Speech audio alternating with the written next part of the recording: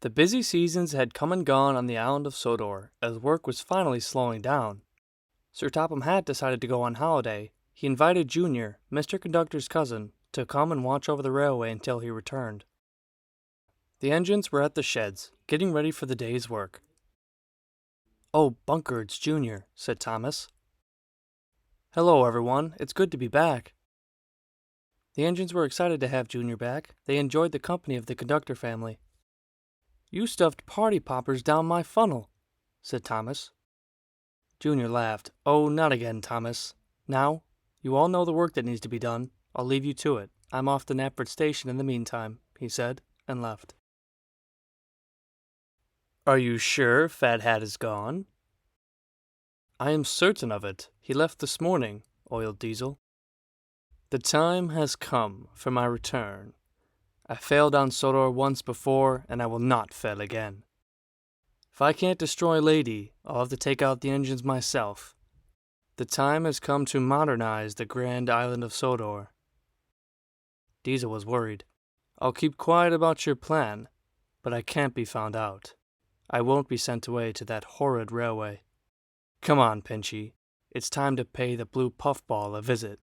And with that, the two Diesels made their way through the night onto Sodor. "This is where I leave you, but let me remind you, you are on your own on this island." And with that, Diesel oiled away to return to his shed. Diesel 10 snickered as he left for the yard. Diesel was nearing the yard when he saw Thomas, pulling the late-night mail train. Diesel's chance had come. He bumped into the back of Thomas and pushed him down the line. He ran Thomas straight off the tracks and into a ditch. "Cinders and ashes!" cried Thomas. Diesel 10 laughed triumphantly.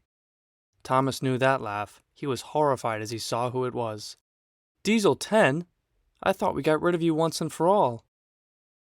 "I have waited a long time for this moment, Puffball, and let this be a sign to the rest of you for what is to come." Diesel left Thomas behind as he continued on his way towards the yard.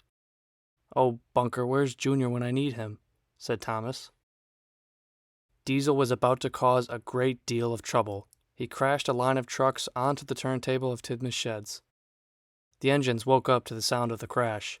They were horrified as they opened their eyes. "Diesel 10, said Gordon crossly. "Just wait until Junior finds out," said James. "It's already a matter of time until you're back where you came from," said Toby. Diesel 10 laughed. "I've come back to take over your island, and I don't need to destroy the buffers and lost engine to do so," he said, as he disappeared into the night.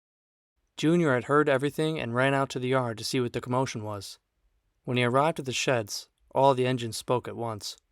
"Whoa, whoa, whoa, one at a time." James spoke up. "He's back. Diesel 10 is back, Junior." "I thought he was turned into sludge. What are we going to do?" said Percy. Junior couldn't believe what he was hearing. "I thought he was turned into sludge as well after his chase of Thomas and Lady. If only Cousin were here," said Junior. "Even so, we're going to stop this Diesel once and for all," he said. Even though Junior and the engines were feeling confident, Diesel had bought himself time to start sabotaging the railway. Thomas was cold, lonely, and stuck in the ditch. His fire had gone out. A blast from the past indeed. I thought that was the last we'd ever see of him.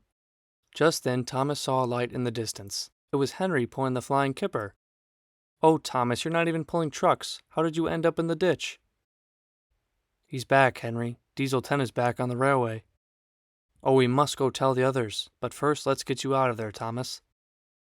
Henry left the flying kipper at the station and returned with the breakdown train. Soon, Henry left for the sheds with Thomas in tow.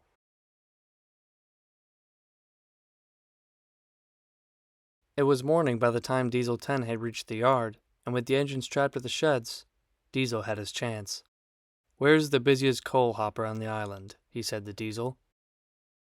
"It's in Knapford Harbor. Now get out of here. I don't need an engine seeing you near me." Diesel 10 snickered as he left for the harbor. Back at the sheds, Henry and Thomas were shocked to see trucks crash onto the turntable. "What happened to the turntable?" "It was Diesel 10, said Edward. "So you do know," said Henry. Sadly, yes, Henry, said Junior. Thomas, what happened? It was Diesel. He bumped me off the line outside of Knapford Station during the night. We'll take care of Diesel, don't worry, Thomas, but there's still lots of work to be done. Henry, let's get this mess cleaned up. Henry soon brought the breakdown train to clean up the mess. Diesel 10 had reached Knapford Harbor and had found the coal loader. What will you do when you can't fill up on coal? You'll all soon be nothing but scrap, he said, as he used Pinchy to tear down the coal loader. The loader was soon tipped over and coal was spilled out everywhere. They'll run out of coal, and you will tear them apart, Pinchy. My smoke box feels funny, said Percy. Nasty fumes from Dingy Diesel, said Gordon. Just then, the turntable was freed and able to turn again. Well done, Henry. Now all of you off to work, please. Ignore Diesel for now. Now I'm off to make sure things are running smoothly first. And with that, Junior used his gold dust and left for Knapford Station. The engines were worried, but listened to Junior and left the sheds to start the day's work. Percy arrived at Knapford Harbor to fill up on coal. He was shocked to see what was left of the coal loader. What could have happened here? It must have been Diesel. I guess I'll have to fill up elsewhere, he sighed. Soon, Percy ran out of coal out on the main line. Oh dear, if only I could have filled up at the harbor. Just then, he heard the laugh of Diesel 10. All right, Pinchy, my little bucket of madness. Time to feast yourself. Percy tried to whistle as loud as he could, but he had no steam left. He cried out for help, but no one heard him. Diesel threw him off the line, damaging him badly. This is only the beginning, said Diesel, as he continued on down the line. James rushed into Knapford Station, blowing his whistle. Settle down, James. What's the matter? Asked Junior. It's Percy. Diesel got him. Fetch the breakdown train and take me to him. Soon, James and Junior left to rescue Percy. Are you all right, Percy? Asked James and Junior. I've been better, but Diesel is destroying the island's coal loaders. He wants you all to run out so he can take control, said Junior. We better get you back to the sheds and mended. The three arrived back at the sheds. Thomas was horrified at what Diesel had done to Percy. Junior, what are we going to do? Asked Thomas. We can't take away the island's oil. Sodor's trucks and Diesels depend on it. Come on, Thomas. Let's go after him and see what he does next. And with that, Thomas and Junior left the sheds. They soon arrived at the harbor. Diesel was nowhere in sight. Let's check the other yards. He's got to be somewhere, said Junior. Out on the main line, Edward had halted as one of the tankers on his train was leaking. It made the rails behind his train slippery. Just as Thomas and Junior were about to leave the harbor, Diesel 10 spotted them. Twinkle Toes Junior and the Puffball. I cannot let them interfere with my plans. Look, Junior, there he is. Back, Thomas, back, yelled Junior, as they left the harbor as fast as they could. Now I'll get you. There's no magical engine to save you and your friends. Diesel 10 chased after them. Then there was trouble. Thomas and Diesel slipped on the oily rails.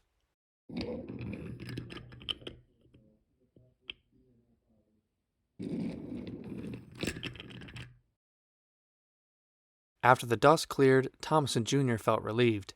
Diesel 10 had been stopped, even if it was by accident. No! Where's Splodge when I need them?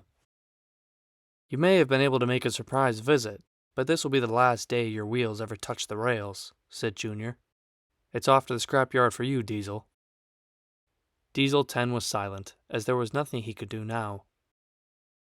James arrived to take Diesel 10 away. Don't you remember attempting to scrap me in the smelter shed? Well, now I get the chance to do the same to you, he laughed, as he puffed away to the scrapyard.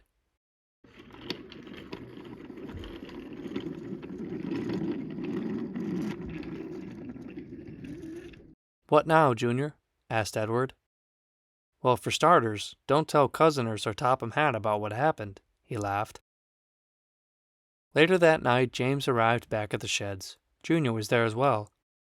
Well, Junior, we're finally free of that heavy metal monster, said Gordon. Yes, we are, sighed Junior, and I'm glad all we lost were our coal hoppers. I was told he'll be broken up in a few days, said James. All of the engines had a sigh of relief as their island was no longer in danger from Diesel 10.